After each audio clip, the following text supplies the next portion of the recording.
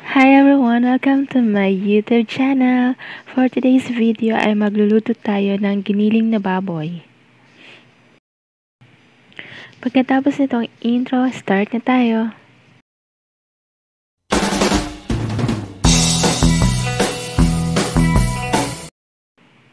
Ito ang listahan ng mga sangkap.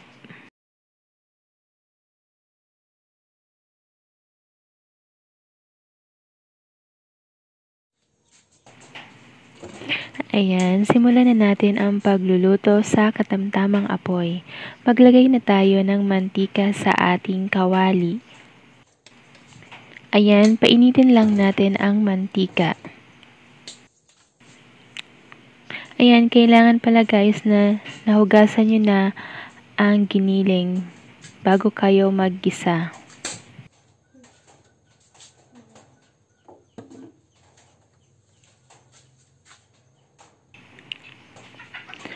Ayan, mainit na ang mantika. Ilagay na natin ang hiniwang bawang.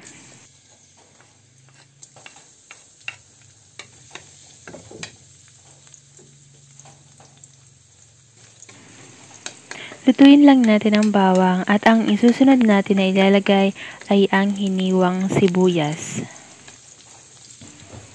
Ayan, lutuin lang natin ang sibuyas. At kapag naamoy na ang bango ng sibuyas, pwede na nating ilagay ang giniling na baboy. Make sure lang po na nahugasan na ang giniling na baboy. Gisayin lang po natin yan.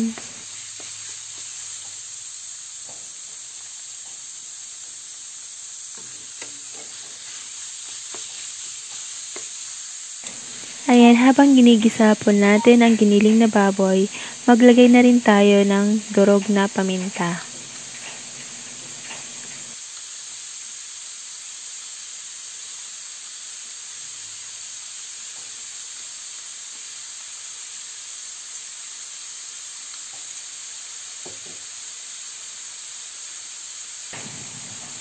Maglagay na rin tayo ng asin.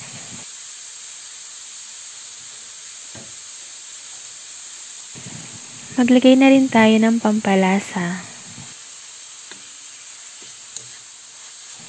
Haluin lang po natin yan. Gisayin lang po natin ang giniling na baboy.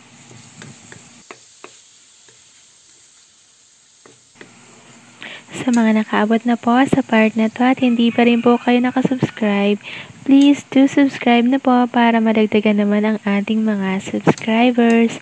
And paki-like na rin po pala itong video. Thank you and God bless.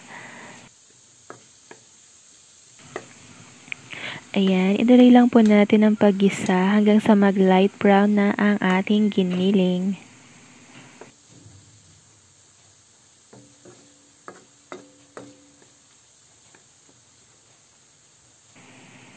Habang hinigisa natin ang giniling, maglagay na rin tayo ng dahon ng laurel. Ayan, ituloy lang po natin ang paghahalo. Ayan, light brown na lahat ang ating giniling. Ayan, naglagay ulit ako ng pamintang durog. Gusto ko kasi yung parang mas maanghang siya. Maglagay na rin tayo ng tomato sauce.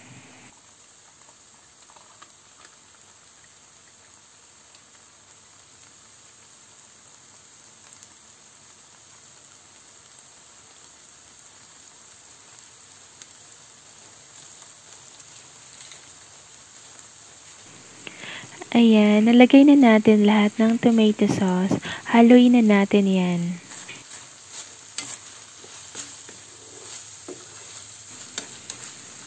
Ituloy lang natin ang paghalo.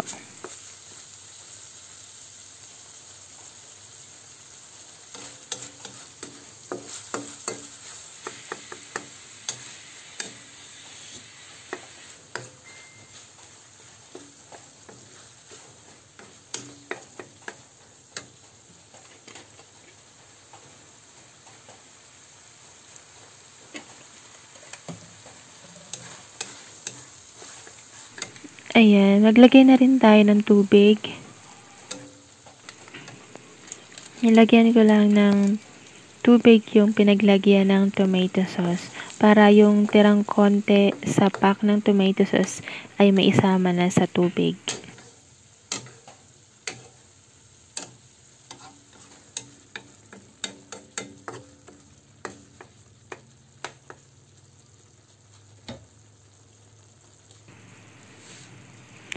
Ilagay na natin ang hiniwang bell pepper. Ang iba kapag nagluluto nito, ilalagay sa bandang hulihan ang bell pepper.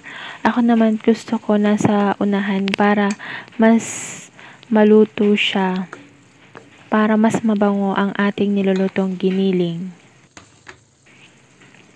Lutuin lang natin ang bell pepper ng mga ilang minuto. Ayan, ilagay na rin natin ang carrots at patatas. Ayan, medyo malalaki yung pagkahiwa ko ng patatas at carrots. Pero guys, kung gusto nyo mas maliliit, pwede naman.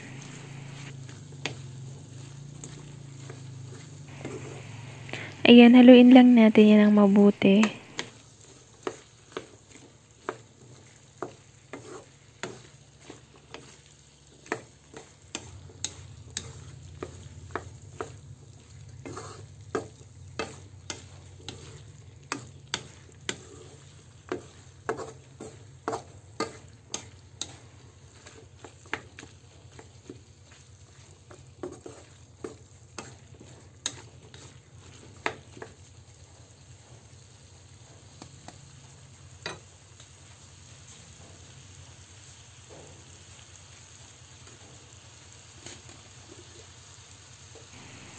Lagyan natin ito ng 1/2 cup na tubig para maluto ang ating carrots at patatas.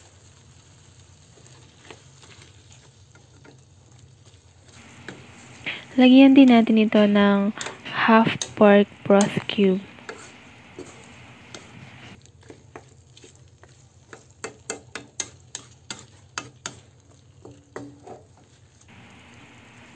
Takpan na natin ito at lutuin ng 5 minuto.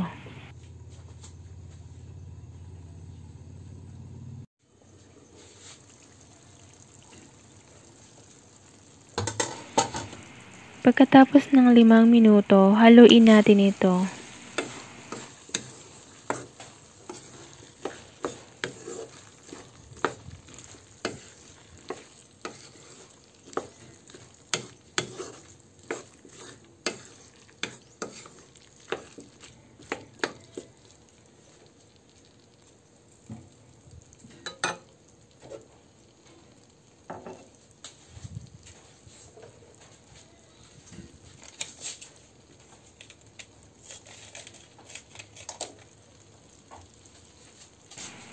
Lagyan na natin ito ng pasas o raisins.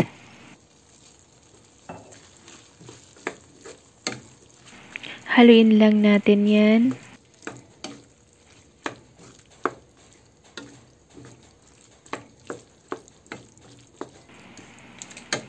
Maglagay na rin tayo ng pineapple tidbits. Ito guys, yung maliit na pack ng pineapple tidbits na may 115 grams. Sinama ko na yung syrup niya para mas manamis-namis. Ayan, haluin lang natin yan ng mabuti.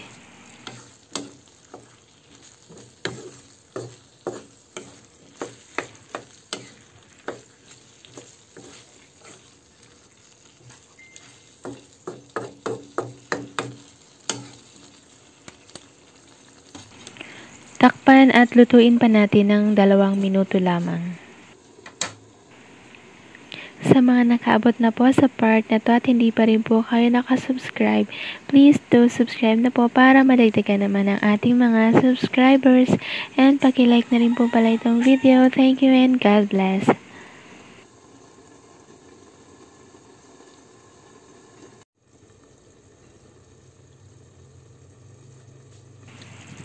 Ayan, pagkatapos ng 2 minuto, haluin natin ito.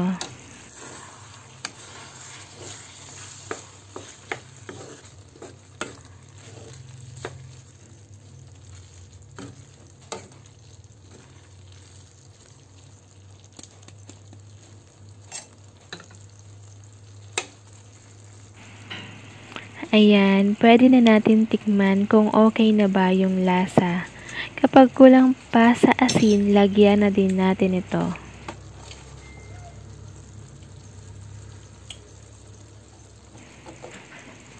Ayan, itutuloy ko pa ang pagluto sa mahinang apoy para mas maging malambot ang patatas at carrots.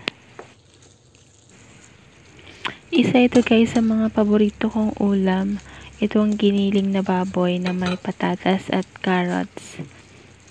Ang sarap niya kasi, ang sarap ng lasa niya, lalo na kapag parang may mga nagmamantika na siya.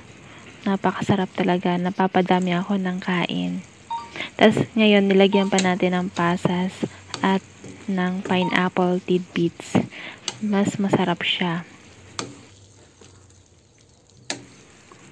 Ayan guys, that's all for today's video. Thank you for watching. Don't forget to like, share, and subscribe. And paki-click na rin ang notification bell for more updates. Thank you and God bless. Hanggang sa susunod kong upload na video. Bye!